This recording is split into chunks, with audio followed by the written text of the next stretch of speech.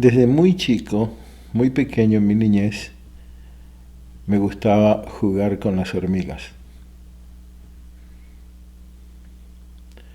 Me la pasaba horas y horas observándolas,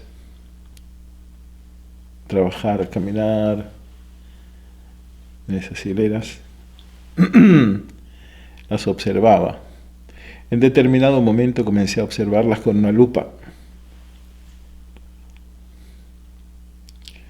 con cajas de fósforos, les construía casas, etc. Con el correr de los años, me sentí más y más atraído. Recuerdo, era muy pequeño. Creo que algo que me atraía mucho, ya después que fui conociendo más la vida y la gente, los seres humanos, era la paz de las hormigas. Es decir, a pesar de estar tan atareadas, tan ocupadas, podía observar una tranquilidad, no así en el ser humano.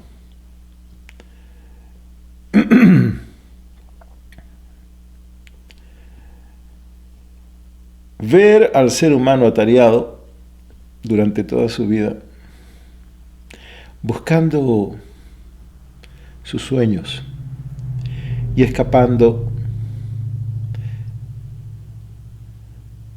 de la incomodidad, buscando felicidad y placer y escapando del dolor y del sufrimiento.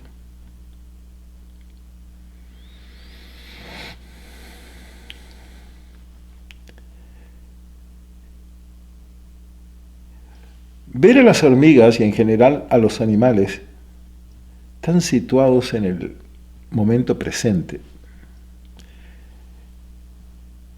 y ver al ser humano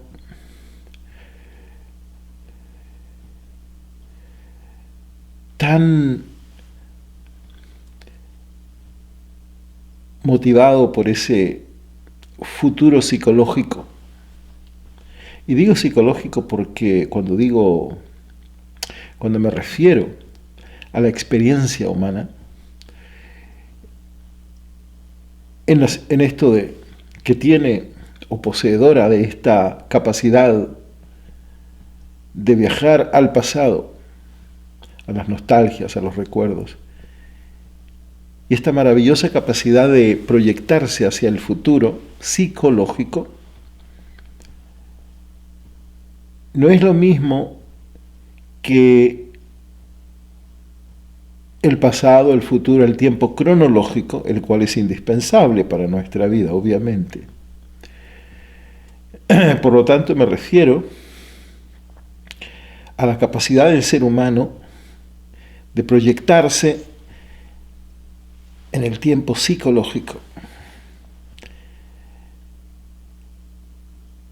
Cronológicamente, el poder recordar lo que hemos aprendido es muy útil en la vida.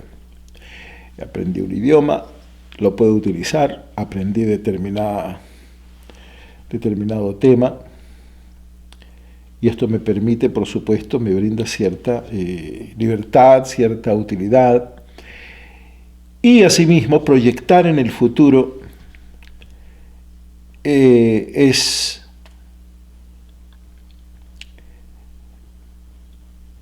un gran beneficio.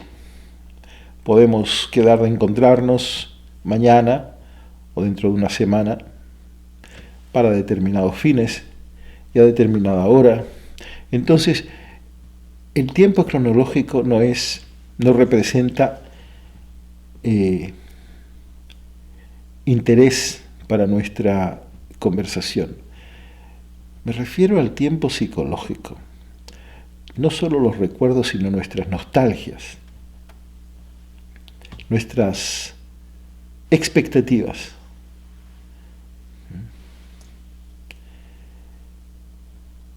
Lo cual, obviamente, está relacionado con la imaginación. Este futuro psicológico no es más que nuestra imaginación, o es una proyección de nuestras nostalgias, de una u otra manera, buscando en ese futuro psicológico, en ese mañana psicológico, buscando placer,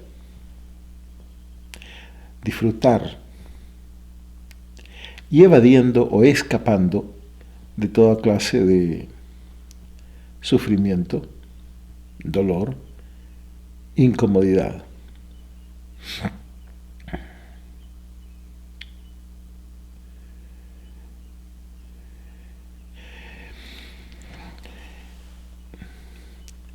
El problema es que al vivir, cuando esa búsqueda de placer en ese mañana psicológico que se transforma en una forma de vida, constantemente en ese mañana, mi presente, el cual es la realidad, lo que es. El futuro es lo que deseamos que sea, es decir, no existe más que en nuestra memoria. Lo que realmente existe es lo que es en el momento presente, en el ahora. Entonces, la hormiga disfruta ese presente, o todo animal, mientras que el ser humano es como si fuera perdiendo esa capacidad de disfrutar lo que es, lo que existe. Porque si yo vivo direccionalizado completamente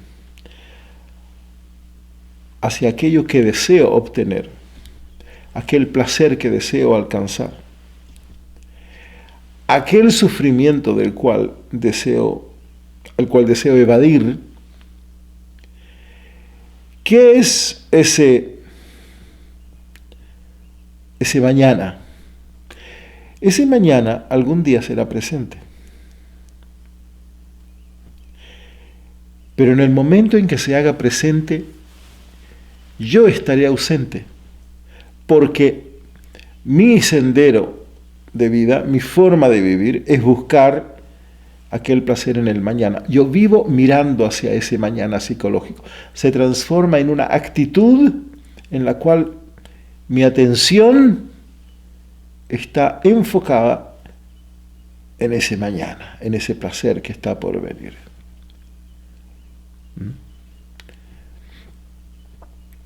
Esto lo vemos, por ejemplo, por poner un ejemplo, en una actitud del filatelista. Muchos filatelistas viven enfocados en aquel sello que no tienen, aquel del cual carecen. Entonces, en el momento en que logran adquirirlo, es por un momento la satisfacción y luego nuevamente la atención se enfoca en aquel que no tiene, en el que está por venir.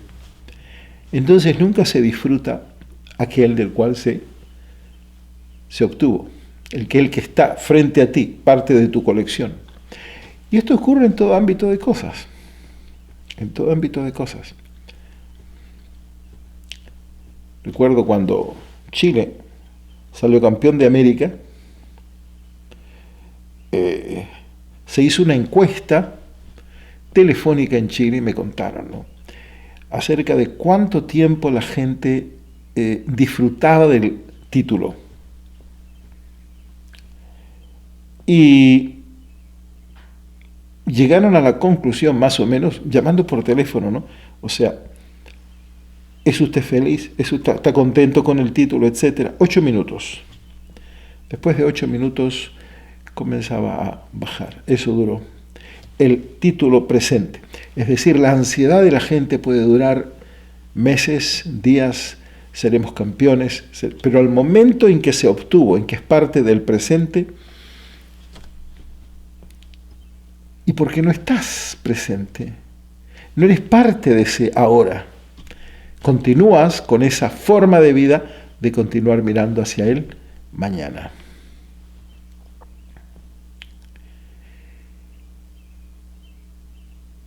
Este fenómeno de esta forma de vida de rechazar o escapar del sufrimiento y perseguir el disfrute, perseguir tus deseos, tus sueños, etcétera, etcétera. El Vedanta lo denomina raga y dvesha.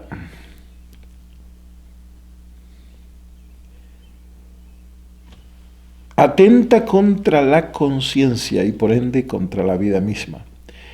Y no todo el mundo lo entiende. Es atenta contra la vida. ¿Por qué?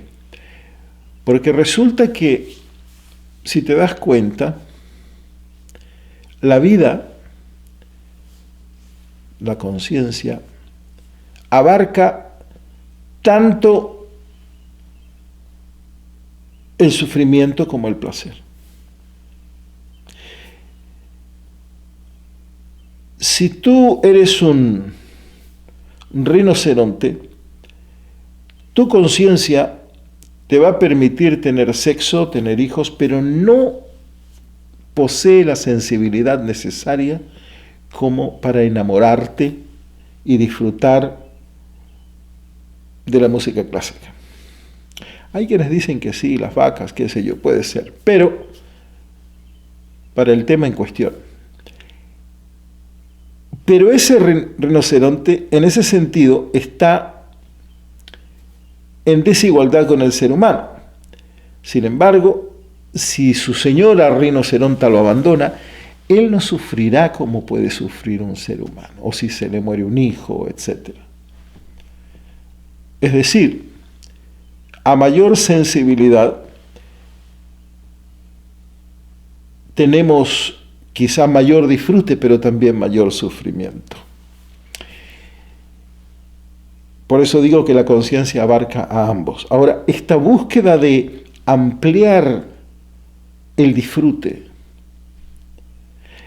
esta expansión que deseamos de el placer, pero minimizar y, si es posible, erradicar por completo el sufrimiento, ¿qué estamos haciendo?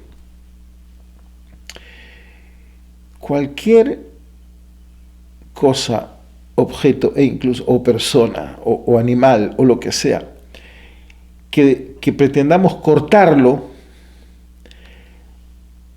lo estamos destruyendo.